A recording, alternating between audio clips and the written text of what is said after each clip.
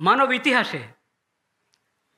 ইতিহাসে কোনো জাহিলিয়তের যুগ, জাহিলিয়ত মানে কি? জাহিলিয়ত অর্থ হলো এলমে ওহির আলো থেকে বঞ্চিত যে সমাজ, যে গোষ্ঠী, যারা তারাই জাহিলিয়তওয়ালা। এলমে ওহি থেকে বঞ্চিত, সেটাই জাহিলিয়ত। সেটা পুরানো জাহিলিয়ত হোক আর নব্য জাহিলিয়ত হোক। তো কোনো জাহিলিয়তের যুগে নারীরা এত মজলুম হয় নাই যত মজলুম এই নব্য জাহিলিয়তের যুগে হয়েছে। এটা একটা বাস্তবতা। কিন্তু এই জুলুম হলো সূক্ষ্ম জুলুম। পশ্চিমাদের জুলুম হলো ওমা বাতান, মা জহারা মিনহা ওমা বাতান, মা বাতানা, সূক্ষ্ম জুলুম। আর এখানে আমাদেরকে যেটা বেশি ব্যথিত করেছে, যেটার জন্য আমরা উদ্যোগ শুরু করি, স্থূল জুলুম। দোনো জুলুমের থেকেই নাজাত দেওয়া জরুরি মেয়েদেরকে, নারীদেরকে।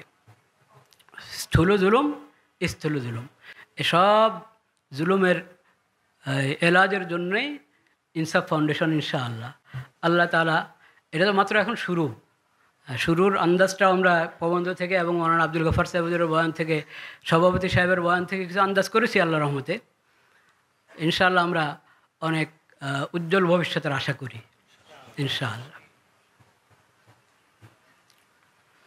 তো ও কথাটা আমার পুরো হয় না। আমি বলতেছিলাম ইসলাম তো শিখা হলো আতি কুল্লিদি হাক্কিন হাক্কাহু, আতি কুল্লাদি হাক্কিন হাক্কাহু। এটা তথাকথিত এই জাহিলি সভ্যতা, পুরানো জাহিলি সভ্যতা হোক আর নতুন জাহিলি সভ্যতা হোক, তাদের মতো না যে একতরফা কথা বলবে। একতরফা কথা মানে একদিকের কথা। আপনার নারীর অধিকার, তো পুরুষ কি দোষ করছে? পুরুষের অধিকার নেই। শ্রমিকের অধিকার, মালিক কি দোষ করছে? মালিকের অধিকার নেই। এটা খুব দেখবেন আপনি, অধিকার কিন্তু সবার আছে। আল্লাহর মাখলুক, মানুষের মধ্যে যত শ্রেণী, যত স্তর, সবার হক দিয়েছে আল্লাহ তাআলা। নবী করিম সাল্লাল্লাহু আলাইহি ওয়াসাল্লামের শিক্ষা হলো আতি কুল্লাদি হাক্কিন হাক্কাহু, প্রত্যেক হকওয়ালাকে তার হক দাও, দেওয়ার ব্যবস্থা করো, চিন্তা করো, ফিকির করো, মেহনত করো। তো এটা তো একটা নারীর অধিকার প্রতিষ্ঠার জন্য এই সংস্থা। এরকম আরও যেখানে যেখানে যত বিষয় অধিকার, যে ছাত্রদের অধিকার, কওমি মাদ্রাসার ছাত্র বলেন আর মাদ্রাসার ছাত্র বলেন, ছাত্রদের অধিকার, ছাত্রীদের অধিকার,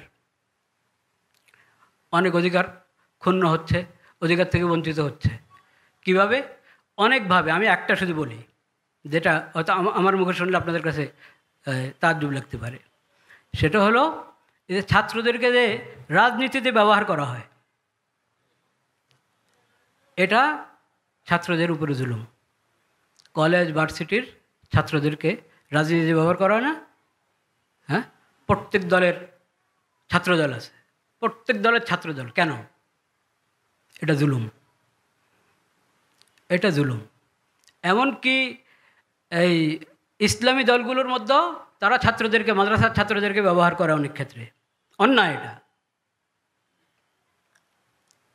ঠিক যত রাজনৈতিক দল আছে, জেনারেলগুলো, তারা ছাত্রদেরকে, কলেজ ভার্সিটির স্কুলের ছাত্রদেরকে যে ব্যবহার করছে, এটা তাদের উপরে জুলুম। ছাত্রদের সব লাইনের ছাত্র, এলমে দিন আর জাগতিক জ্ঞান বিজ্ঞানের ছাত্র, সবাই ছাত্র। বাকি তলেবে এলেম, মাদ্রাসার ছাত্র, ইলমোহের তলেবে এলেম, তাদের সাথে কারো তুলনা হয় না, এটা স্পষ্ট কথা। কিন্তু ওরাও সমাজের অংশ এবং ওরাও গুরুত্বপূর্ণ দায়িত্ব পালন করে জাগতিক জ্ঞান বিজ্ঞানের দ্বারা। সেই জ্ঞান বিজ্ঞানকে নাস্তিকতা এবং অন ইসলামিক পদ্ধতিতে মুসলিম দেশে পড়ানো, সেটা বিশাল জুলুম, কঠিন জুলুম।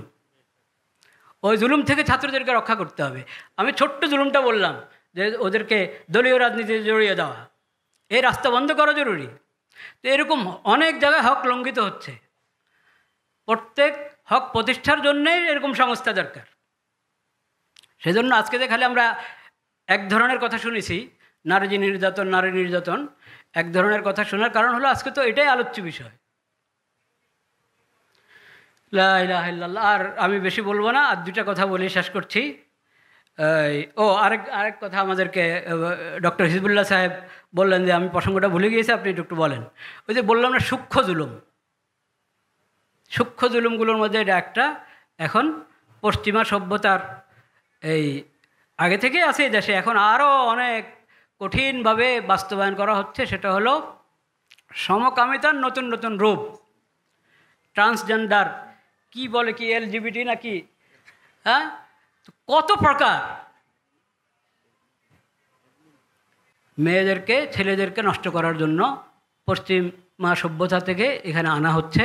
মনে হয় যেন মুসলিম উম্মত ফকির, নাউজুবিল্লাহ, মুসলিম উম্মতের কাছে যেই আল্লাহর হেদায়েত, নবী করিম সাল্লাল্লাহু আলাইহি ওয়াসাল্লামের যে আদর্শ, ওটা থেকে দূরে সরানোর জন্য এমনি তো জাহিলিয়তের অভাব নাই এই দেশেই, আরও আমদানি করা হচ্ছে।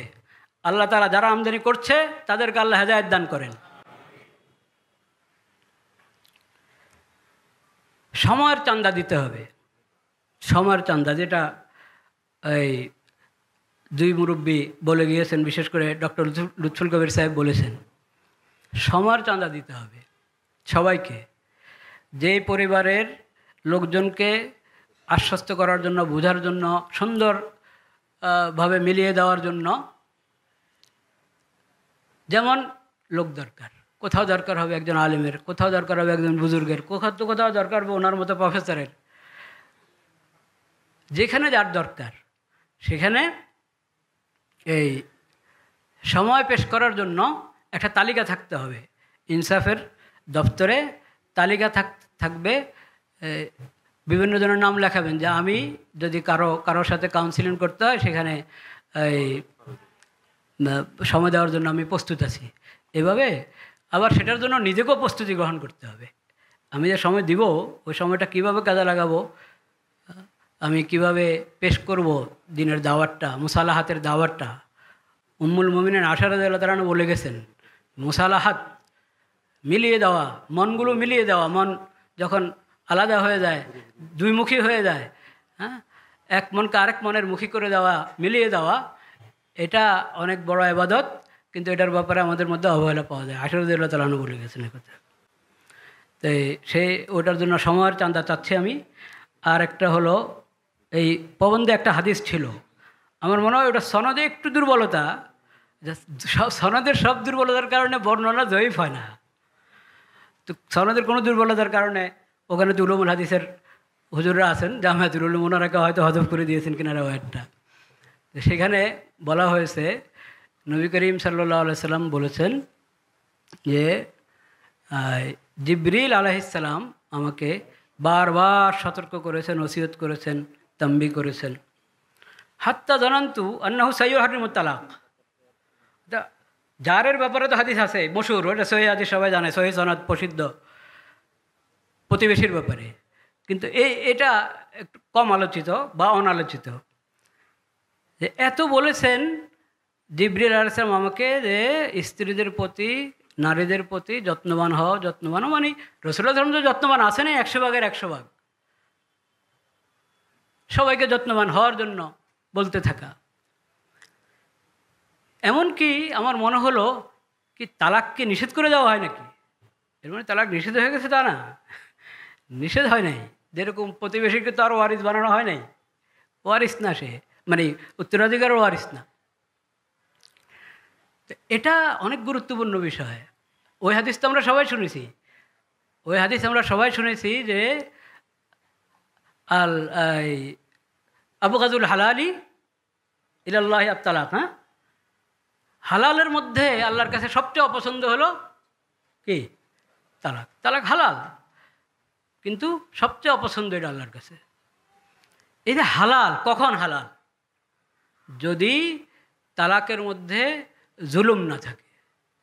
তালাকের সঙ্গে যদি জুলুম যুক্ত হয় তাহলে জুলুম হালাল হওয়ার জন্য যে শর্ত, সেই শর্তে হালাল হবে।